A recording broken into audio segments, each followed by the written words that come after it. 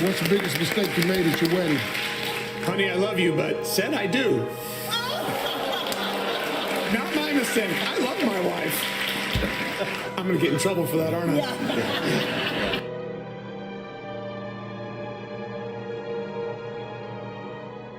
Bonjour à tous, bienvenue dans cette nouvelle vidéo, j'espère que vous allez bien. Aujourd'hui, je vous partage l'histoire de Becky Bliffneck. C'est une mère de famille qui a été retrouvée morte chez elle. C'est une affaire très récente, restez là, elle est très intéressante. Vous verrez que le meurtrier a tenté pas mal de choses pour brouiller les pistes. Le meurtre a eu lieu en février 2023 et le procès a eu lieu en mai 2023. Donc c'est aussi une affaire résolue et elle a même été résolue très rapidement.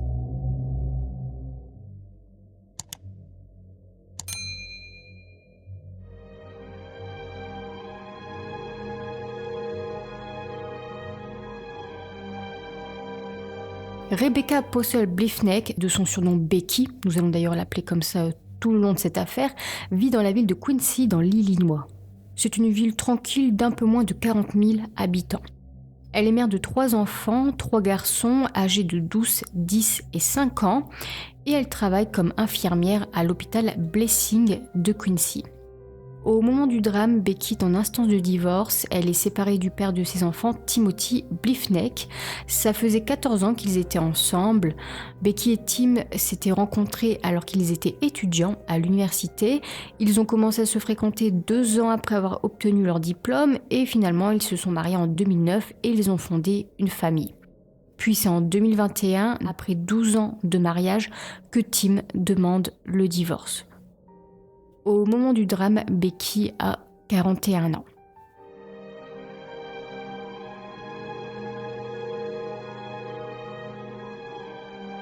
Becky Bliffneck a été tuée dans la nuit du 23 février 2023. Elle était seule à la maison à ce moment-là car ses 3 garçons dormaient chez leur père Tim. Ils vivaient à environ 1,5 km de là. C'est le père de Becky qui a retrouvé le corps de sa fille sans vie dans la salle de bain. Elle a été tuée de 14 balles. En fait, son père est venu dans l'après-midi car Tim n'a pas réussi à joindre Becky. Alors il a appelé son père pour en savoir plus. Il lui a demandé si lui pouvait essayer de l'appeler. Le père a essayé d'appeler sa fille, mais il n'a pas réussi à la joindre. Donc c'est là qu'il s'est rendu chez elle. Et malheureusement, il a fait la pire des découvertes pour un parent.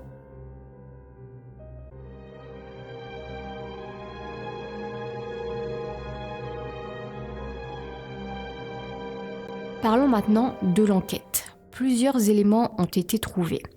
Alors tout d'abord, il a été déterminé que le meurtrier est entré par effraction dans la maison de Becky. Une chaise d'extérieur a été retrouvée renversée en dessous d'une fenêtre cassée. Et cette fenêtre cassée mène à la chambre d'un des enfants. Donc le meurtrier a utilisé la chaise pour atteindre la fenêtre. Des marques d'outils ont aussi été perçues sur la fenêtre, donc c'est la preuve qu'elle a bien été forcée. Donc le meurtrier est rentré par là, est rentré par cette fenêtre, puis ensuite on sait qu'il est passé par la chambre de Becky, car des morceaux de bois provenant de la porte de sa chambre ont été retrouvés. Donc on pense que le tueur a violemment donné des coups de pied dans la porte pour entrer. À savoir maintenant que son téléphone a été retrouvé derrière la porte de sa chambre et dans son téléphone, on a vu qu'elle a tenté de composer le 911 vers 1h11 du matin.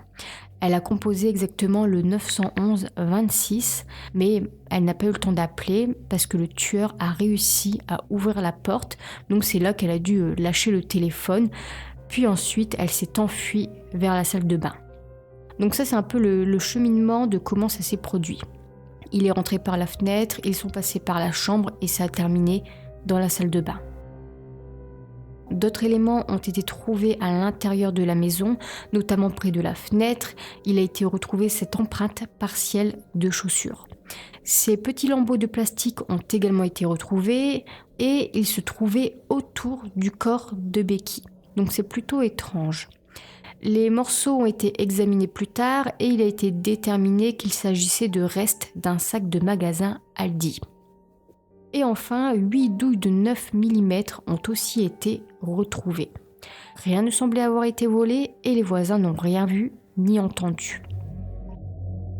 Et lorsque la police a parlé aux voisins de Becky, un des voisins en particulier avait une caméra de sécurité dans son allée et cette caméra filmait également l'allée de Becky. Donc peut-être que la caméra peut nous fournir certaines images. La caméra n'a rien capturé la nuit du meurtre, mais par contre elle a capturé quelque chose d'intéressant environ 24 heures plus tôt. À 1h05 du matin, une personne a été vue marchant dans l'allée menant à l'arrière de la maison de Becky et cette personne a été revue 48 minutes plus tard revenant sur ses pas marchant dans la direction opposée. Et la caméra a également capturé un incident similaire environ une semaine plus tôt, le 14 février 2023. Et le voisin a déclaré qu'il avait fait part à Becky de cette personne mystérieuse qui se trouvait dans son allée par 2 fois. Et Becky lui a raconté qu'elle pensait avoir entendu des voix dans son jardin et son détecteur de mouvement s'était même déclenché. Donc là, les enquêteurs pensent peut-être à un rôdeur qui rôdait dans le quartier qui l'a ciblé. Mais bon, ce n'est pas un cambrioleur puisque rien n'a été volé. Et pourquoi Becky ? Pourquoi la cibler elle ? Les policiers ont ensuite parcouru tout le quartier de Becky à la recherche d'autres caméras en espérant en savoir plus sur cette mystérieuse personne, sur ses gestes. Peut-être d'autres caméras ont capturé d'autres images. Et ils ont trouvé d'autres vidéos. Grâce à la caméra d'une maison quelconque et grâce à la caméra de la gare. Et sur les vidéos, on voit une personne faire du vélo en direction de la maison de Becky juste avant le meurtre, puis emprunter le même chemin retour juste après le meurtre. Et la personne vue sur ces vidéos serait la même personne vue par la caméra du voisin. Sauf que rappelez-vous, la caméra du voisin n'a rien capturé la nuit du meurtre, donc on pense que le meurtrier a peut-être fait du repérage la veille et il savait donc qu'il y avait une caméra qui était là en direction de l'allée, donc il a fait en sorte de ne pas être vu cette nuit-là. Par contre, la personne n'est pas du tout identifiable, on ne peut même pas dire si c'est un homme ou une femme. Les enquêteurs ont seulement pu dire que le vélo ne semblait pas avoir de réflecteur sur les roues. Et ça, c'est un élément qui reviendra. Et ce qui est intéressant, c'est que le meurtrier a utilisé un vélo, non pas parce qu'il aime le vélo, mais pour éviter d'utiliser sa voiture, puisque les données d'un véhicule peuvent être récupérées. Donc la personne qui l'a tué, on sait qu'il n'habite déjà pas très loin, puisqu'il est tout de même venu en vélo, et parce que dans le cas où sa voiture est analysée, eh bien elle révélera qu'elle ne se trouvait pas à l'endroit du drame, au moment du drame. Le 27 février 2023, 4 jours après le meurtre, le vélo en question a été retrouvé. Il s'agit d'un vélo bleu, il a été retrouvé sans réflecteur sur les roues, donc c'est bien celui qu'on voit sur les vidéos de surveillance. Il a été jeté, abandonné près d'un dépôt de bus.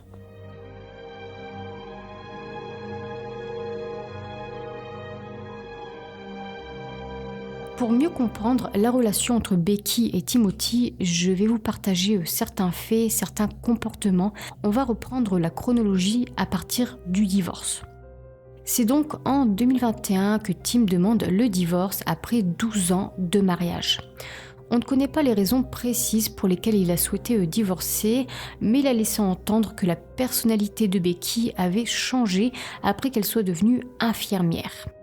Il y avait de plus en plus de conflits après ça. Mais pour la sœur de Becky, qui s'appelle Sarah Ray, Tim a demandé le divorce parce qu'il ne pouvait pas contrôler Becky.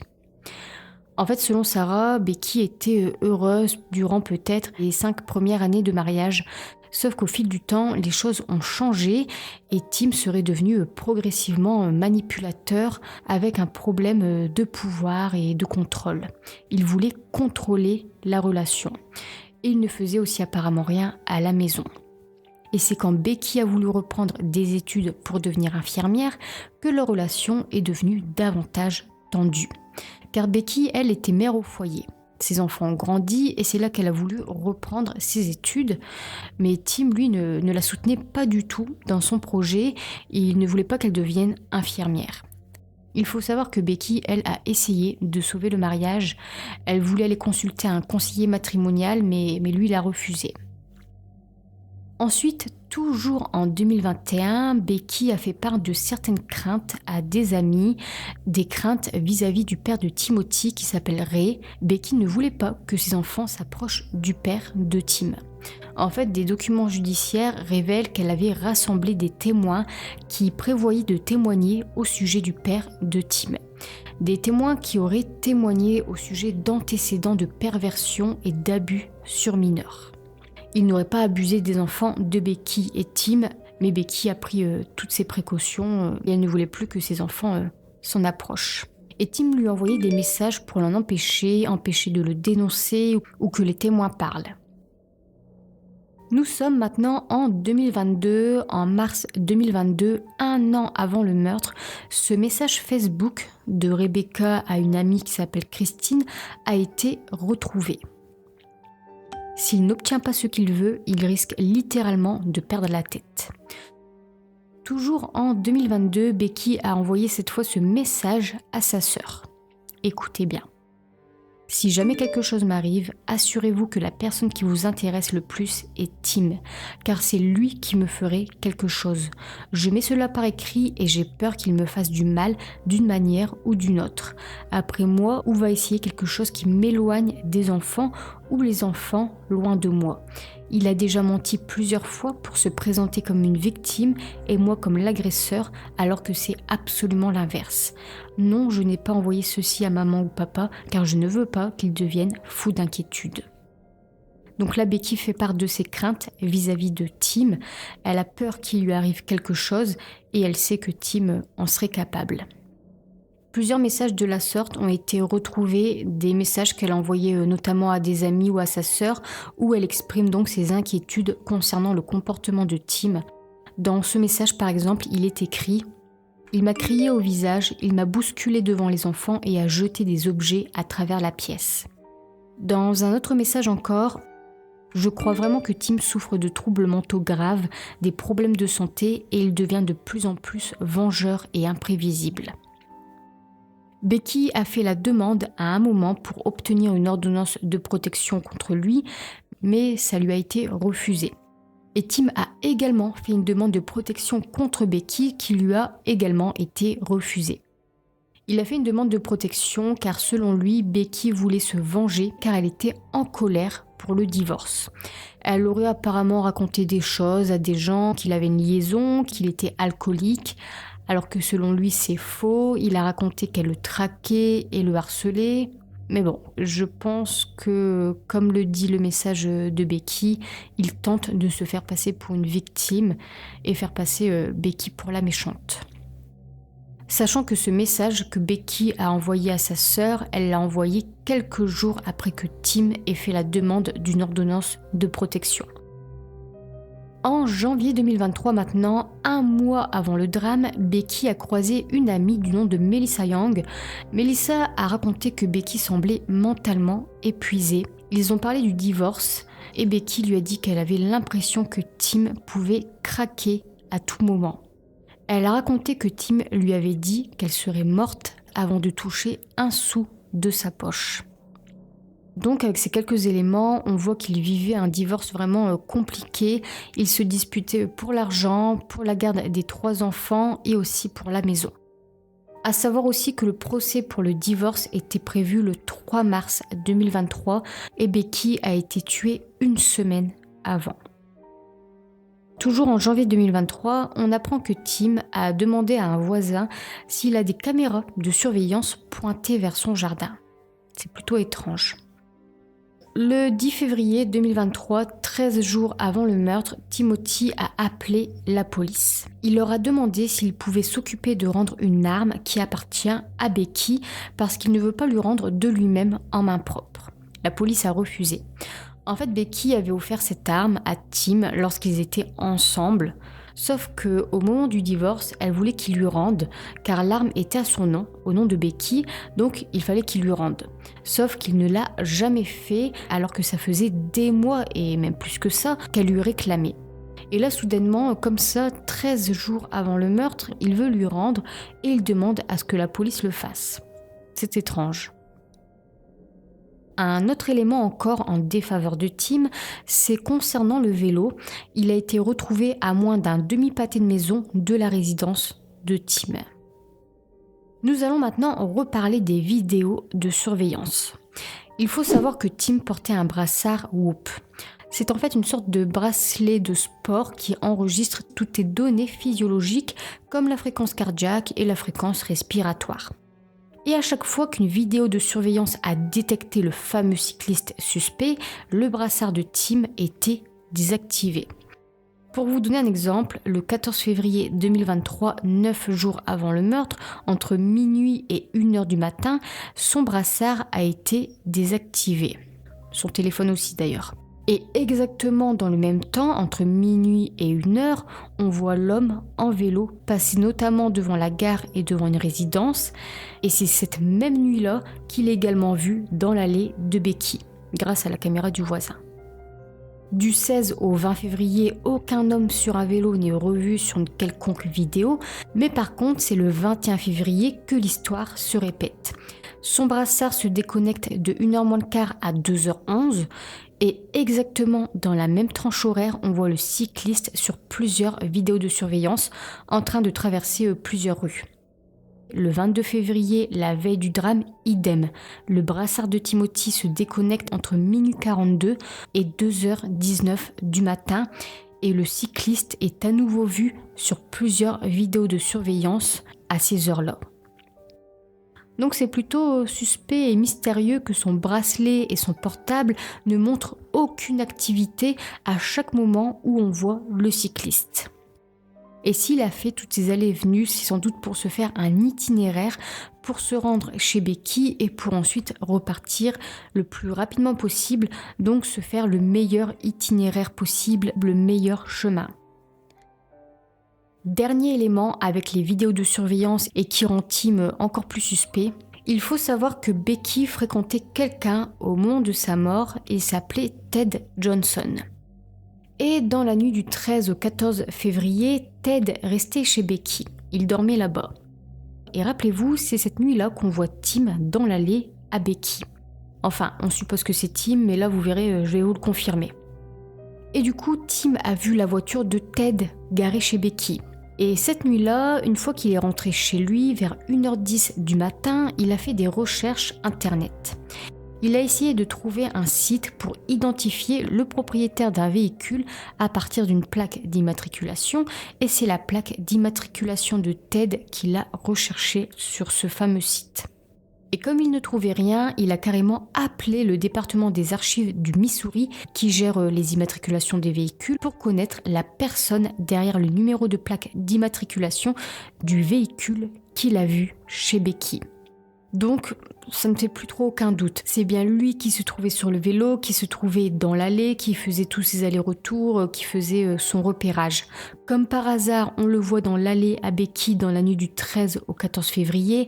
À ce moment-là se trouve la voiture de Ted qui est garée.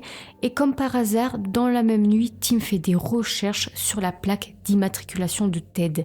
Il a fait plus de 200 recherches pour savoir à qui appartenait cette voiture. Avec cette situation, on voit que c'est lui qui l'a traquée, qui l'a surveillée et qu'il voulait effectivement la contrôler, puisque là, il venait de réaliser qu'elle avait un nouveau partenaire, d'où les 200 recherches pour savoir qui c'est.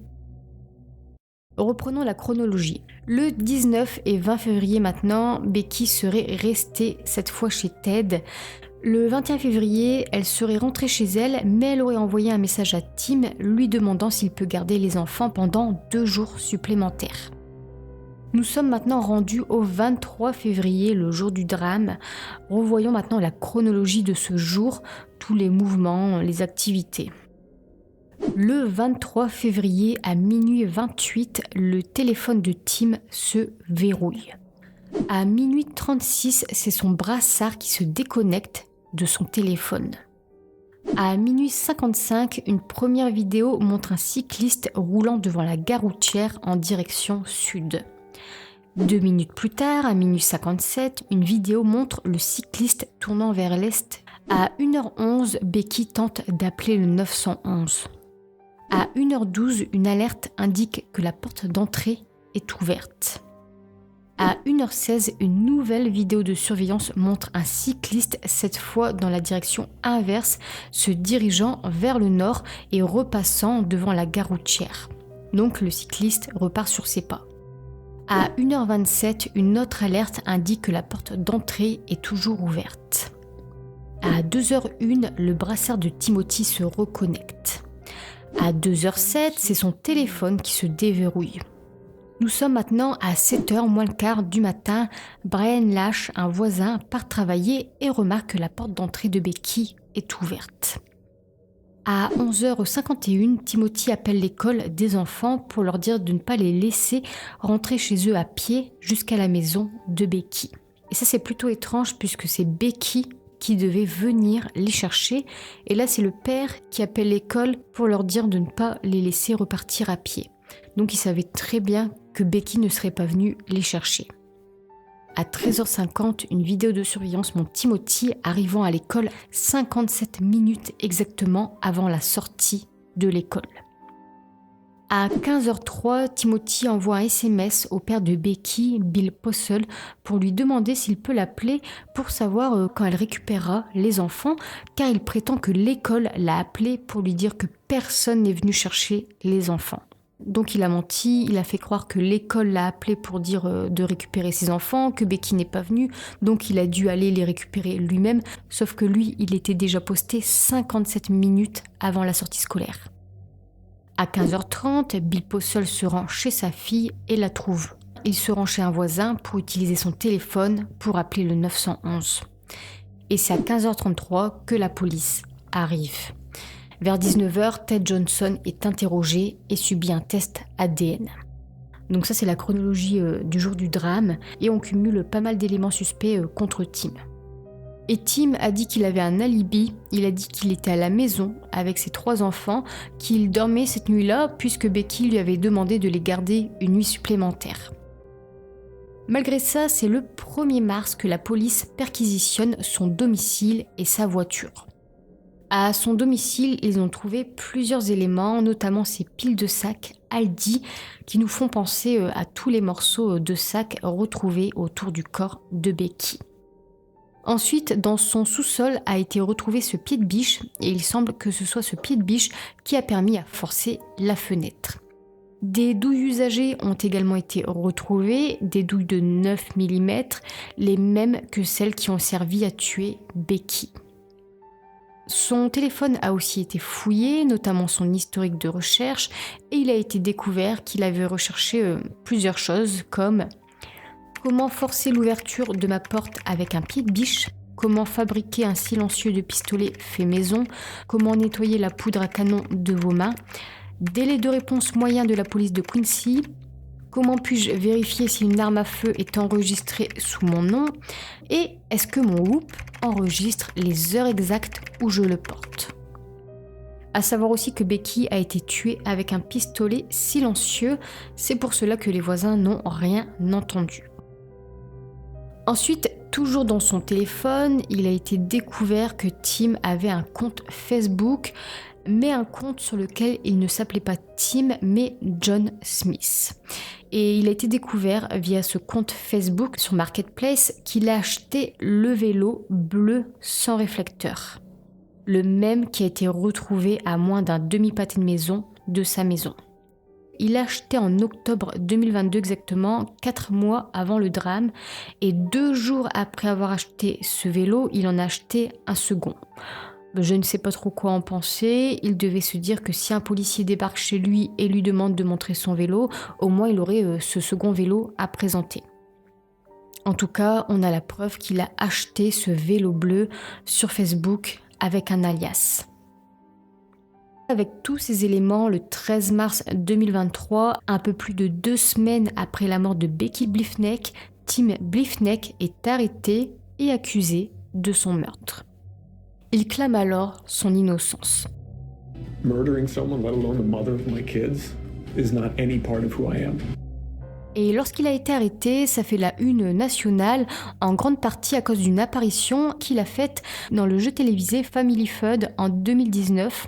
Pendant l'émission, l'animateur a demandé à Tim quelle est la plus grosse erreur qu'une personne commet lors de son mariage, Et il a répondu « Chérie, je t'aime, mais j'ai dit oui ». Donc le fait qu'il s'est marié, qu'il a dit oui, est la plus grosse erreur selon lui. Et ça forcément, ça a fait parler les gens, son apparition dans le jeu a été revisionnée et partagée. What's the biggest mistake you made at your wedding? Honey, I love you, but said I do. Not my mistake. I love my wife. I'm gonna get in trouble for that, aren't I?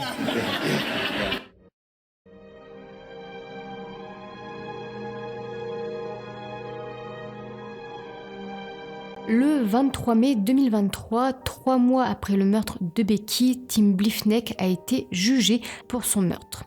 Le procès a duré 6 jours. Le motif du meurtre serait donc le divorce houleux, la garde des enfants, l'argent et aussi probablement le fait que Becky allait dénoncer son père et aussi sans doute le fait qu'elle fréquentait quelqu'un. L'accusation a présenté des centaines de témoins ainsi que plusieurs preuves, notamment la pile de sacs Aldi. Pour eux, Tim a dû tirer à travers un sac pour tenter d'étouffer le son. Un ADN a été retrouvé sur un morceau de plastique. Un expert a témoigné qu'il était probable qu'il s'agisse de l'ADN de Tim, mais malheureusement, il n'a pas pu le confirmer à 100%. Ses recherches de téléphone portable ont aussi été présentées, ainsi que son compte Facebook John Smith. Une experte a été appelée concernant le pied de biche retrouvé chez Tim. Elle a déclaré qu'elle l'avait comparé aux marques laissées sur la fenêtre qui avaient été forcées chez Becky. Et malheureusement, elle ne pouvait pas dire avec certitude non plus que ce pied de biche en particulier avait fait ces marques. Une autre experte encore a été appelée concernant cette fois les douilles et elle a déclaré que 27 douilles ont été retrouvées chez Tim et elles correspondaient aux douilles retrouvées sur la scène de crime. Donc les douilles retrouvées chez Tim ont été tirées avec la même arme que celle utilisée dans le meurtre. Et enfin, ce n'est pas un élément de preuve, mais je vous le partage quand même. Quelques heures après le meurtre, Tim a apporté un panier de basket chez son père. On pense que comme Becky n'est plus là, son père Ray n'a plus de soucis à se faire, on va dire. Becky ne va plus l'attaquer forcément, plus le dénoncer. Donc dans l'esprit de Tim, il met un panier de basket pour quand ses enfants reviendront chez leur grand-père, puisque Becky, elle, ne voulait plus que ses enfants l'approchent. Je vais vous parler maintenant de la défense. La défense a déclaré que ce n'est pas parce que Becky et Tim traversaient un divorce compliqué qu'ils l'avaient forcément tué. Elle a déclaré que tout le monde en ville a des piles de sacs Aldi dans sa maison et donc ce n'est pas incriminant. Elle a également souligné que le vélo qui a été trouvé ne porte pas l'ADN de Tim et elle dit aussi qu'on ne peut pas prouver avec certitude si le vélo qui a été trouvé est le même vélo que sur les vidéos de surveillance. Elle affirme aussi que ce n'est pas Tim dans ses vidéos, que la personne n'est pas identifiable, ce qui est vrai. On ne sait pas si c'est un homme, une femme, un jeune ou pas. Pour la défense, c'est un intrus qui est rentré et qui a tué Becky. Donc, selon eux, elle aurait été tuée aléatoirement et sans raison. Concernant maintenant les recherches troublantes, elles ont été faites à partir du téléphone de Tim, donc il n'y a ni date ni heure. Donc pour la défense, comme on ne sait pas à quelle heure les recherches ont été faites, c'est possible que ce soit des recherches faites après le meurtre, donc on ne peut pas lui imputer le meurtre de Becky. Et enfin, il a été aussi souligné que les enquêteurs n'ont jamais trouvé l'arme du crime, ni aucun vêtement ensanglanté, et que bien que la police ait saisi plusieurs paires de chaussures appartenant à Tim, aucune de ces chaussures ne correspond à l'empreinte retrouvée sur les lieux. Rappelez-vous, une empreinte a été retrouvée près de la fenêtre. Et concernant la chaise qui a servi à atteindre la fenêtre, l'ADN de Tim n'a pas non plus été trouvé sur cette chaise. À la fin du procès, Timothy Bliffneck est reconnu coupable de tous les chefs d'accusation. Il est condamné à la prison à vie sans possibilité de libération conditionnelle.